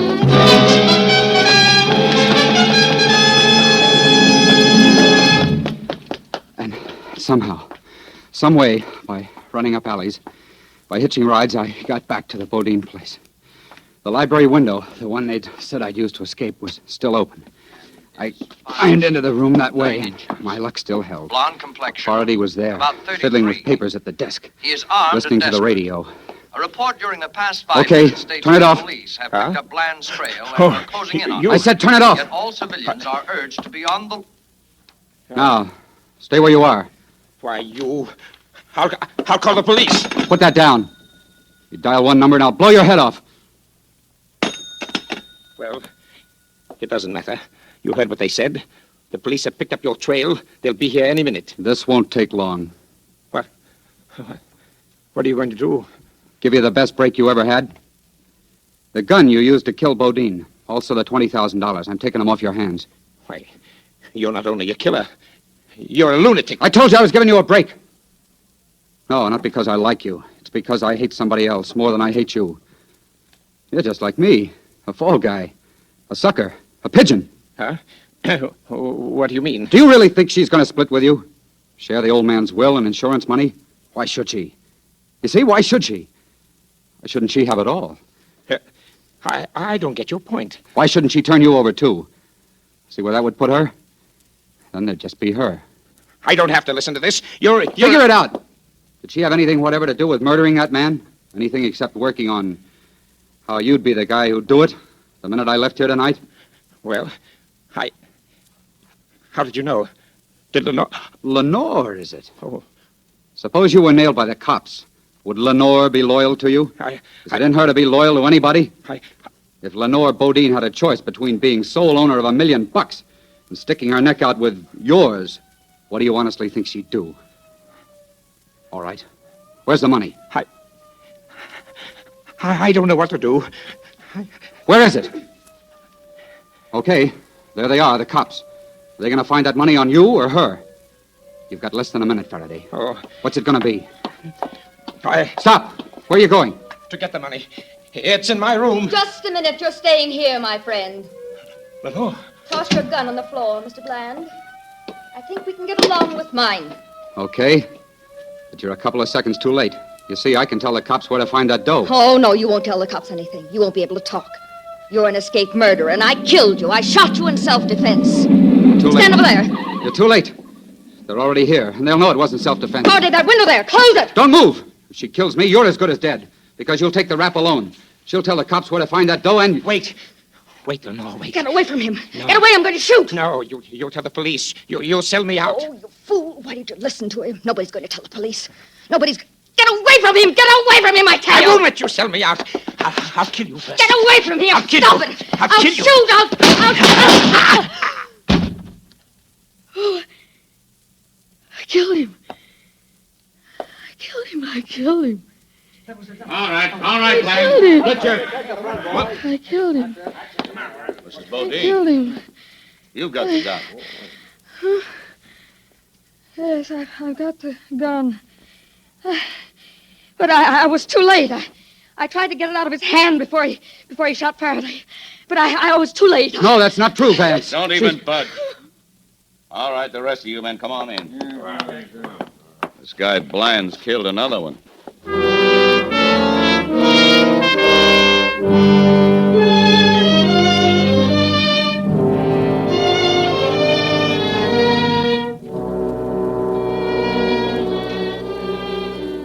There you are, Vance. That's the story. And like I said, you don't believe it. Doesn't matter anyway. I can't win. What's the use of trying? Come on.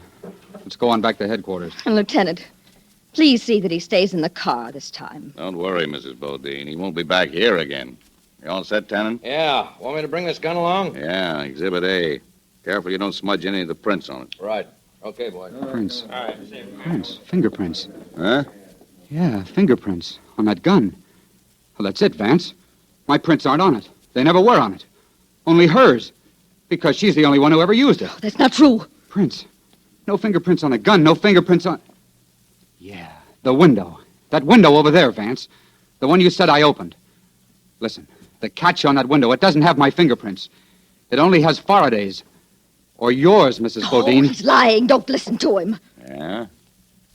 Look, Bland, so it doesn't have your fingerprints on it. Maybe you wore gloves, huh?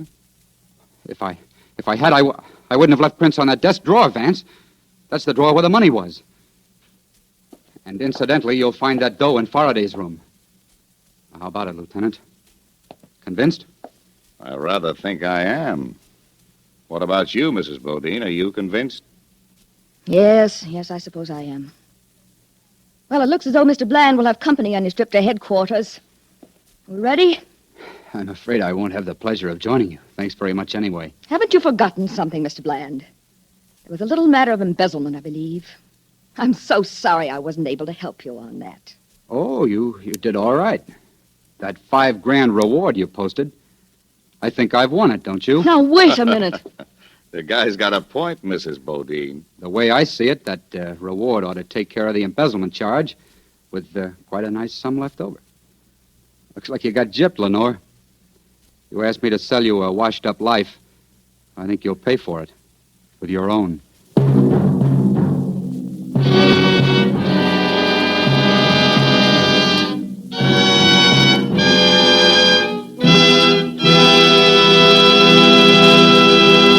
And so closes Sell Me Your Life, starring Lee Bowman. Tonight's study in Suspense.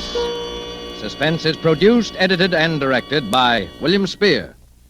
And now, here's a brief message from that noted authority on smart and pleasurable entertaining, Elsa Maxwell. Most of the parties I'm giving these days are simple affairs.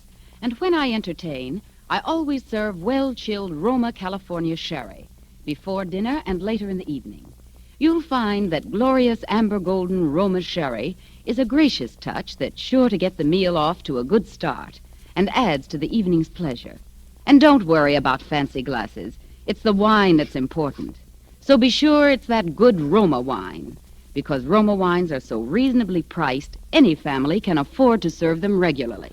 Yes, Roma wines cost only pennies a glass, so enjoy them often. Serve Roma with your everyday meals. Roma wine is delicious, for Roma quality never varies. Remember, more Americans enjoy Roma than any other wine. R-O-M-A, Roma wines. And the next time you use vermouth, either sweet or dry, choose Roma vermouth. Zestful, full-flavored, blended, mellowed, and developed with all the traditional quality winemaking skill of Roma wineries, yet surprisingly low-priced. Try it soon, will you? Next Thursday, same time, you will hear Mr. Thomas Mitchell as star of Suspense. Presented by Roma Wines, R-O-M-A, made in California for enjoyment throughout the world. Please listen to this. Mail from home can mean the difference between a good soldier and a poor soldier, between a man who knows why he is fighting and a homesick boy who knows only bitterness and indifference. Write short, frequent letters. Never mind about that great, big, long letter that never seems to get written. And always use V-mail. It is the surest way to get your letter overseas. V-mail.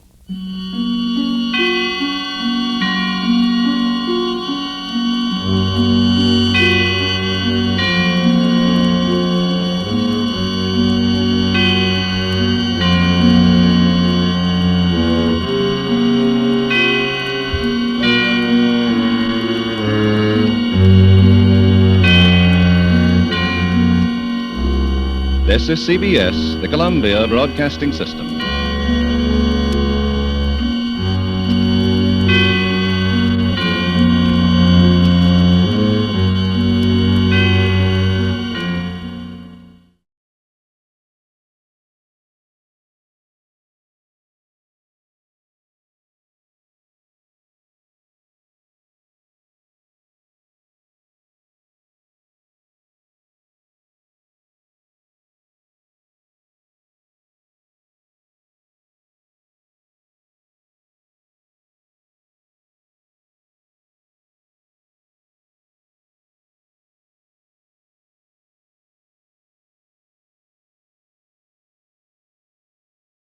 Now, the Roma Wine Company of Fresno, California presents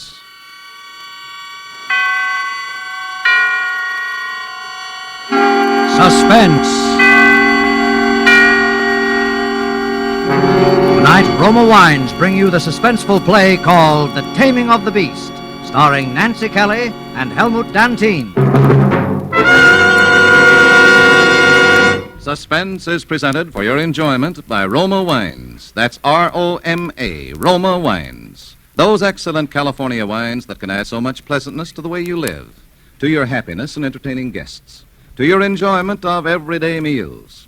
Yes, right now a glassful would be very pleasant, as Roma Wines bring you a remarkable tale of suspense. And with the drama called The Taming of the Beast, and with the performances of Miss Nancy Kelly as Nora Van Nostrand, and Mr. Helmut Dantine as Dr. Ferrari, Roma Wines hope indeed to keep you in suspense.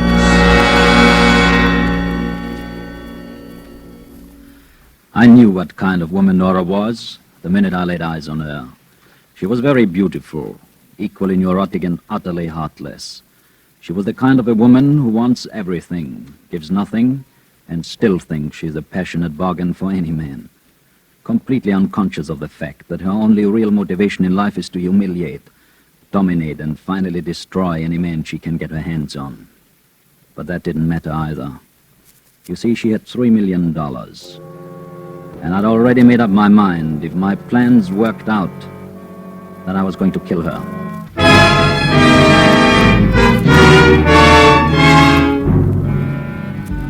She and Mark had given a party that night. The last of us were just leaving, and you could tell then that a storm was brewing and was going to break out the minute the door closed behind us. Good night, Nora, darling. Oh, Evelyn, it was wonderful to have you. Darling, you know I wouldn't miss one of your parties for anything. You can always count on at least one good fight. Good night, Mark. Oh, good night.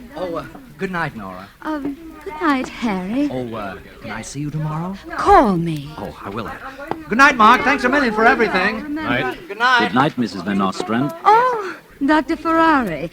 I'm so glad Maxine brought you along. You were simply fascinating. I do want to hear more about it sometime. Thank you very much. Good night, Mr. Van Nostrand. It was a great pleasure indeed. Good night, Doctor.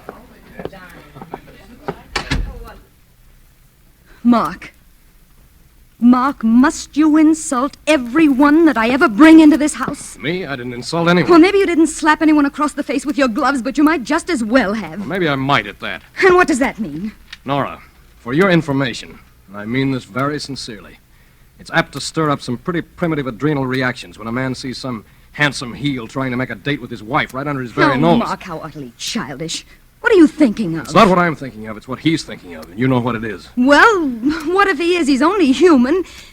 And if you're insinuating I'm that not insinuating anything. If I thought that... What do you expect me to do while you're downtown all day? Sit around home playing housewife? You know I'm not that kind of a person. You promised me when we were married. I know, Nora, I know. I'm sorry. It's just that I'm a little jealous. Can't you see that? Because I love you.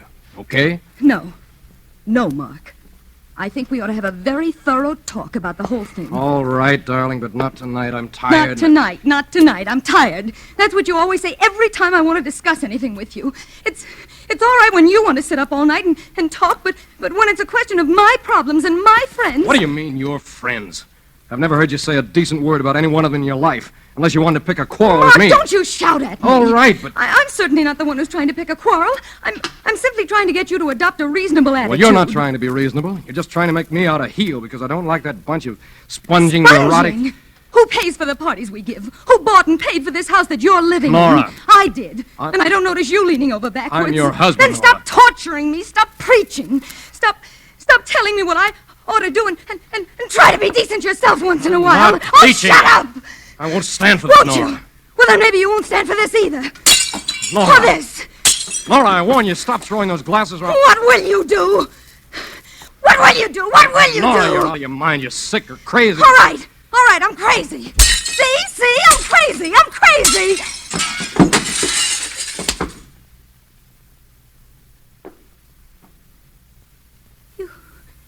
You hit me. I could kill you when you act like this. I could kill you.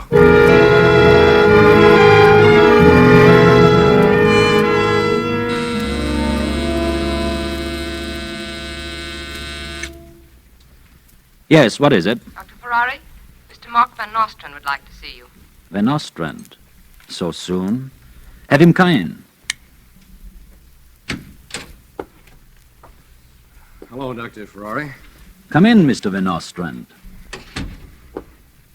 Sit down. Thanks. Say, I'm afraid I didn't make a very good first impression as a host last night. Oh, that's all right. A man in my profession never goes on first impressions anyway. No, I suppose not. But if there was anything that... Well, I guess without realizing it, I was a little disturbed even then. About your wife. How did you know? Oh, it's rather obvious. You're a sane, sober, well-adjusted sort of man, while Mrs. Van Nostrand is inclined to be more volatile. You mean neurotic, don't you? If you prefer, and if you know what the word means. I think I do. Very well, then. Yes, Mrs. Van Nostrand is very definitely neurotic, but most of us are, more or less. Doctor, I'm not trying to blame her. I know there are causes behind these things, and I love Nora. I don't know how I could go on living without her. And I mean that quite literally. Of course you do. At first I was able to cope with it all right, but now I'm beginning to lose my grip. Like last night. We had a terrible quarrel after all of you'd left. We made it up, of course, but, well, this time it really shook me. It frightened me. Yes. I'd suggested a couple of times before that maybe she ought to go to a doctor, some nerve specialist or something, but it always made her so furious that Well, anyway, after hearing some of your conversation last night, some of the results you'd had, well, I thought, what could I lose? I'd try again. And so you did? Yes, and I was never so surprised in my life. She agreed. Well, of course, we often find that meeting people socially is very helpful in overcoming resistance. Yeah, that's what I thought I was. Doctor, you can help her, can't you?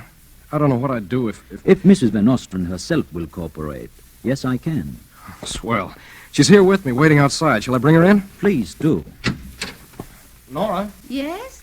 come in, will you, darling? How do you do, Mrs. Van Nostrand? Hello, Dr. Ferrari. I suppose Mark has convinced you by this time that I'm mad as a hatter. Oh, no, darling. In our profession, Mrs. Van Nostrand, we don't go on hearsay evidence. Well, I guess there's no sense in my hanging around. No, I wouldn't wait if I were you. These preliminary interviews sometimes take quite a while. I'll see you this evening, Nora? Goodbye, darling. Bye. Well, Mrs. Van Ostrand? Well, what do we do now? I suppose I go into some sort of a trance and you pry all my little secrets out of me. Let us understand each other. Nobody's forcing you to come here, and you can go now if you like. And suppose I don't like? All right, then let's talk sense. You know this is all very silly, don't you? I don't know anything of the kind. Why did you come if you thought it was silly? To humor Mark. Oh, I see. You've never humored him before by going to a doctor, have you? All right. Do you want the nice, sensible reason, or do you want the real one? Let's try the real one. Well, then, I came here because I find you very attractive. I see. Now it's your turn. Do you want the professional answer? Oh, no. Let's not be professional yet. In that case, I think you're the most exciting woman I've ever met in my life.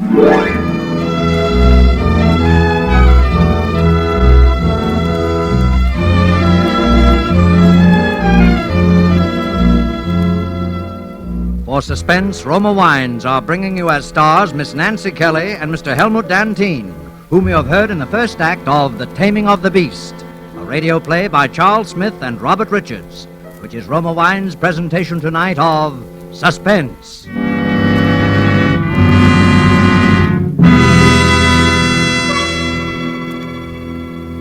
Between the acts of Suspense, this is Truman Bradley for Roma Wines. Next Sunday is Easter. And now, here is a timely word from Elsa Maxwell, gracious authority on hospitality. Easter is a joyous day, and I know many of you have carefully saved ration points to get something special for dinner. Perhaps it is a tempting, mouth-watering roast of ham, or a tender golden brown roast duck.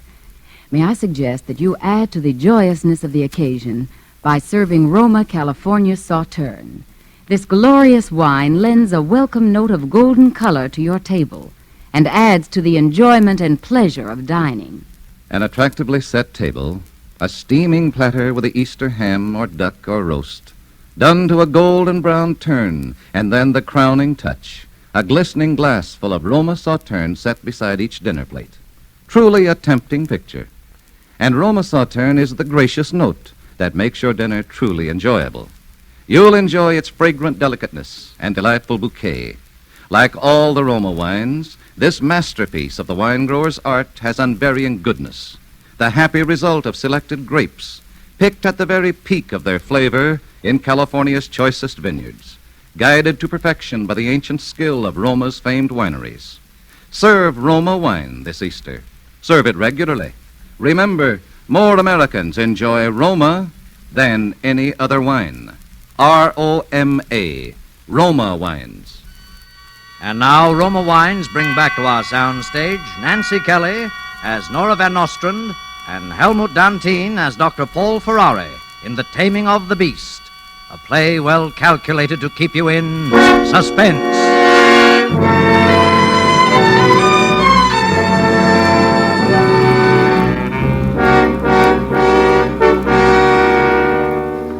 Of course, I'm no more a doctor than Shirley Temple or a psychologist either, but I've picked up enough of the lingo to get by. It's easy. You just go to one of these semi-resort places in a state where the laws aren't too strict, put on a little front, get invited to the right parties, and before you can say Sigmund Freud, everybody in town with so much money and time they haven't anything better to do are flocking into your office and writing you big fat checks just to lie around and talk about themselves. With Nora, all I had to do was to get her to come around once, and I knew I could keep her coming back. Well, things were coming along very nicely with Nora, although I still kept a little professional touch, just for appearances. Then one afternoon, she came in and I noticed she had a look in her eye, a glitter of excitement and amusement, too, almost as though she were secretly laughing at me. And for a minute I was worried, and I fell back on the indifference and the professional manner until I could find out what it was. You're very quiet today, darling. Is this one of the days I'm supposed to do the talking? No, Nora. I will do the talking. Well, then why don't you? I'm waiting. Nora, Have you had those x-rays taken as I asked you to? Oh, now, darling, how in the world did X-rays get into this conversation? Because they are very important. A minor organic disorder can cause all kinds of psychic disturbances. I've told you all about that, darling. Yes, darling, you did, and it was very boring. That's not the point.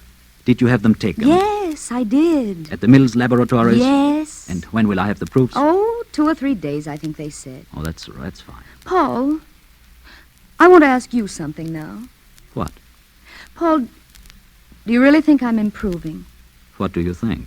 Oh, well, I feel more vital, more alive, more exhilarated than I have for, years.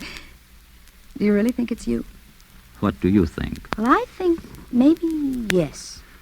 Nora, perhaps the time has come for me to have a little talk with you about some things that I haven't been sure you were quite ready for up to now. Darling, you're really pretty attractive, aren't you? Nora, as you become a more adjusted person, a more complete and more developed person, you must expect certain changes in your attitude towards your environment and your life. And I'll certainly feel cheated if there aren't.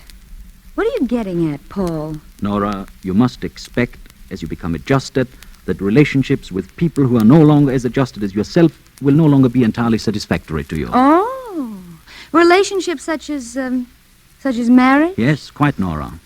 This is a proposal, isn't it, Paul? What, Nora? Yes. Yes, I think it is. And I think what you're really trying to tell me and haven't the courage to say is that I've got to get Mark out of the way. I didn't say that, Nora. Well, that's what you meant, wasn't it? But you don't need to worry, Paul. Worry? Now, I suppose it really isn't fair. I suppose I really should have told you as soon as I came in. Told me what? Yes, I know I should have. You must be able to confide in your analyst. Isn't that the idea? Nora, what are you talking about? About Mark. What about Mark? Mark shot himself as I was leaving the house about 20 minutes ago.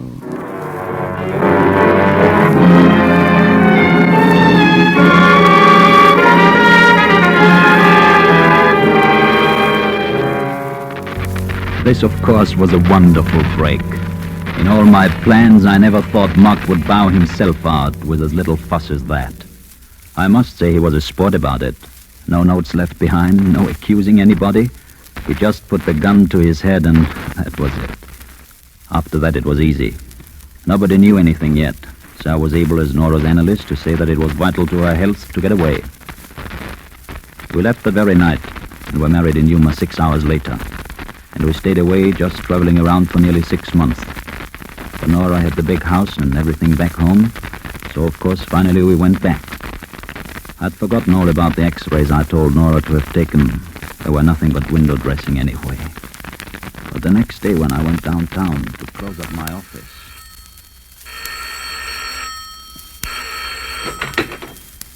Dr. Ferrari speaking. Who? Oh, yes, Mills Laboratories, yes. Yes, of course. Oh, yes, x-rays for Mrs. Ferrari. Yes, well, what is it? Tell me. What? Oh, this is terrible. Are you sure? She's my wife, you see. I'm very sorry. Forgive me, yes. Listen, you must promise me one thing. Promise me that you won't tell this to another living soul, absolutely to no one. Do you understand that? Thank you very much. You might as well send them around to my house.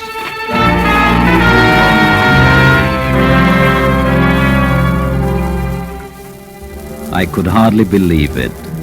Because, you see, I hadn't really made up my mind yet when I was going to kill Nora, or how. I only knew for a certainty that she would become unbearable eventually, and then I would have to do it. But now, there was my answer. The breaks were coming my way all right and fast. Of course, Nora became more and more difficult, just as I'd known she would, but I could stand anything now. That is, I thought I could. But one day I went into my study. I'd closed my office, but the big stud in the east wing did come in handy every so often, and I always kept it locked. Only this time when I unlocked the door and went in, there was Nora. Oh? Hello? What are you doing in here, Nora? What do you mean? What am I doing in here? Just what I said. What are you doing in here? Going through your things? Yes, I can see that, and why? Paul, you seem to forget that this is my house. And you seem to forget that these are my things. And that the reason I keep them locked up is precisely so that you won't go sticking your nose into things that are none of your business. Now, get out of here. Oh, no. Nora, are you going to walk out, or am I going to put you out? Neither, I think. Who was that woman who was in here this afternoon? A patient. A patient. You haven't had a patient since you retired on my money. That's right. And enjoying every penny of it. Who was she? I told you, a patient. You're lying. All right, I'm lying. She was anything you want to think. Now, will you please go away and leave me alone? And I suppose these are hers. Oh, you found those, did you? Yes, I found them, did I? And would you mind telling me why any patient of yours has to have full-length X-ray pictures? Oh, really, Nora? You're beginning to board on the psychotic.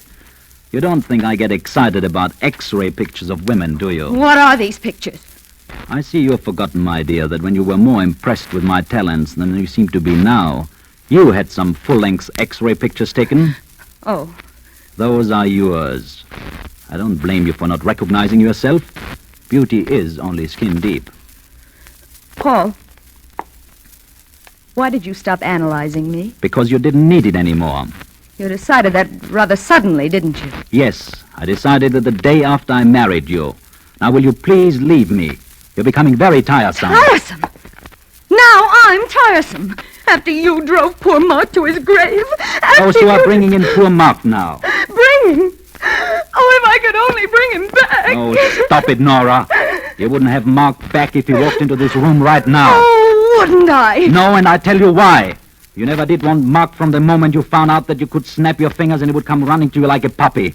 And you wanted me from the moment you found out that I wouldn't. And that's why you wouldn't leave me if I tried to beat you away with a club. How is that for analysis? Oh, you beast. You vile, contemptible beast. So I am a beast. But until you find some way of taming the beast, you are stuck with it. And that concludes the lesson for today. Class dismissed. Maybe I will, Paul. Maybe I will find some way of taming the beast. Go ahead and try. And in the meantime, you might try being a little more like a human being yourself. In the short time you have got left. What do you mean? What I say. What do you mean? All right, Nora. I've tried to keep it from you. But maybe you have got that coming to you, too. Oh, what are you saying? It's not what I'm saying. It's what those X-rays are saying. And if you don't believe me, take them to any doctor. I asked you what you were saying. Why don't you tell me? You have got a brain tumor, Nora. You will be dead in about 90 days.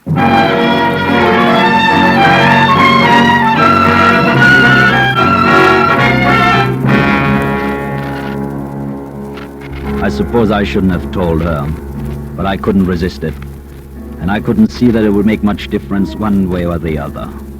The laws in this state are pretty tight about a husband's share in a wife's property, and I was bound to get half anyway. And Nora had no relatives, so even if she tried to get nasty and leave the other half to the old ladies' home or something, I could always break the will. As a matter of fact, telling her seemed to do a certain amount of good, because suddenly she changed. For the first time since I had known her, she had moments and even several days in a stretch of being genuinely kind and considerate and even affectionate. She wasn't suffering much, having violent headaches, but otherwise in pretty good shape, right up until the end. And the 90 days were nearly up when she called me into her room one day, and I went in and sat beside her on the bed. Paul, do you ever think much about death? Oh, darling, you mustn't have morbid thoughts like that. Maybe it won't happen for a long time. Maybe. Oh, no, my thoughts aren't morbid. I really don't mind now.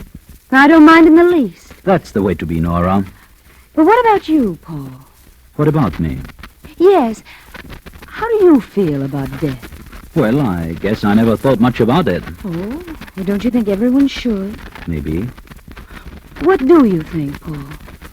Well, I can't say that I'm exactly looking forward to it, but it looks like I'm lucky. It looks like it's still a pretty far away for me. And that's funny, Paul, because you know, I am looking forward to it. You're looking forward to it? Paul, don't you think that if somebody really accomplished something by dying, they would look forward to it? You mean being a hero, a savior of your country or something? I don't believe in heroes. No, I don't mean that. I mean, if someone did something for themselves, something they'd wanted to do more than anything else in all their lives. And the only way they could do it was by dying. Well, then wouldn't they look forward to it? Well, maybe. Though I can't quite imagine the circumstances. No, I suppose you can't. But, Paul... Yes? If someone lost everything they'd always wanted by dying, that would be terrible, wouldn't it? Yes, I guess it would. Dying would be torture then, wouldn't it? It'd be the most terrible torture that any human being could ever experience. Wouldn't it? What's this all about, Nora? I never knew you were a philosopher. Paul, did you ever see this before? Why, yes, that's Mark's gun, isn't it? The one he killed himself with. That's right, Paul. Mark's gun. What are you doing with it up here? Well, didn't it ever occur to you that I wouldn't go without taking you with me? No, Nora, you are, what are you talking about? Give me that gun. No, don't move, Paul. Nora. That hurts, doesn't it, Paul? You wouldn't get the money then, would you, Paul? You wouldn't get the money or anything, only death. That would be torture, wouldn't it, Paul? Nora, you out of your mind. That would be murder. They would hang... Now, you see, Paul, they wouldn't hang me, would they? They wouldn't have time, because I'll be dead in a few days. But I'll still be alive when you're dead. Nora! You see, Paul, I did find a way of taming the beast after all. Nora! Nora!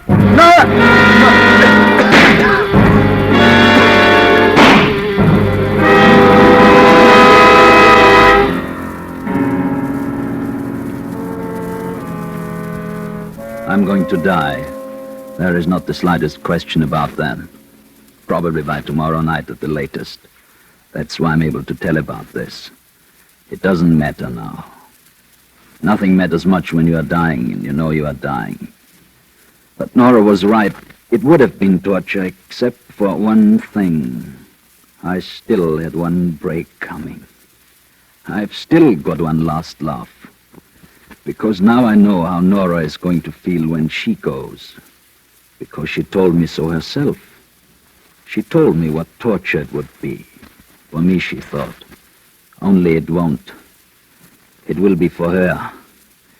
Because it wasn't more than half an hour after she had shot me that the phone by her bed rang and she answered it in person.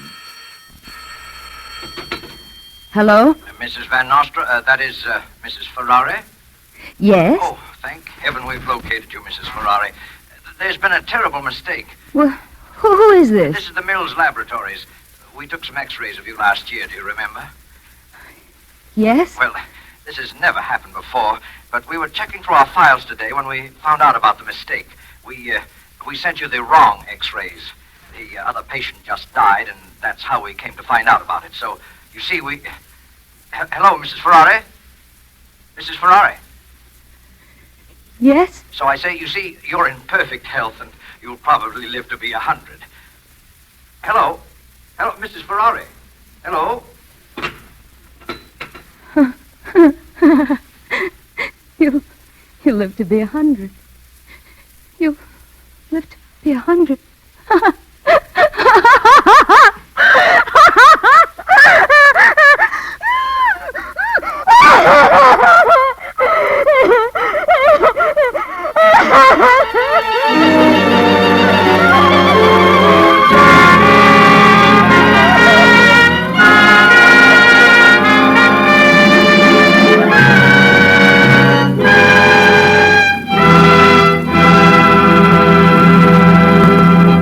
And so closes The Taming of the Beast, in which Roma Wines have brought you Miss Nancy Kelly and Mr. Helmut Dantine as stars of tonight's study in Suspense. Before our stars return to the microphone, let me say a word for Roma Wines, the sponsor of Suspense. Elsa Maxwell is world famous for her hospitality and her understanding of niceties of entertaining. Recently, she said, "When friends drop in during the afternoon or evening, I find there is nothing more delightful than a glass of Roma California sherry. I serve Roma sherry frequently before dinner, too, and everybody welcomes it. Ideal for all occasions, with a glorious golden amber color that looks so tempting. and with a light nut-like flavor that always tastes so good. Distinguished Roma wines, always delightful, always unvaryingly good, yet cost only pennies a glass. And the next time you use vermouth, sweet or dry, use Roma vermouth. Zestful, herb-flavored Roma vermouth is blended, mellowed, developed, and bottled in California with all the traditional winemaking skill of Roma wineries, yet surprisingly low-priced. Try Roma vermouth soon, won't you? This is Nancy Kelly. It's always a really great privilege and delight to appear on Suspense, and tonight I enjoyed particularly working with Mr. Dantine, and I should like you to know that in person he isn't at all the unscrupulous kind of villain that he played tonight. But I guess you'll know that he isn't all bad if you've seen him in his current picture for Warner Brothers, Hotel Berlin. Thank you very much, Miss Kelly. And allow me, ladies and gentlemen, to say in returning the courtesy that it's the greatest possible proof that Miss Kelly is a wonderful actress if she made you believe she was as evil and ruthless as she seemed to be in the play. And I will make a plug too, Nancy. I know you will like to see her in the RKO picture, Betrayal from the East. And I think we've just time to pass along this very important word from our government. The armed forces need more nurses. If you're a registered nurse under 45, please recognize this need. You can wire for information to the Surgeon General, U.S. Army, Washington, D.C., or call your local Red Cross chapter. And if you cannot now qualify as an Army nurse, your services are urgently needed in essential civilian jobs. Suspense is produced, edited, and directed by William Spear. Next Thursday, same time, Dane Clark will be your star of Suspense. Presented by Roma Wines, R-O-M-A, made in California for enjoyment throughout the world. This is CBS, the Columbia Broadcasting System.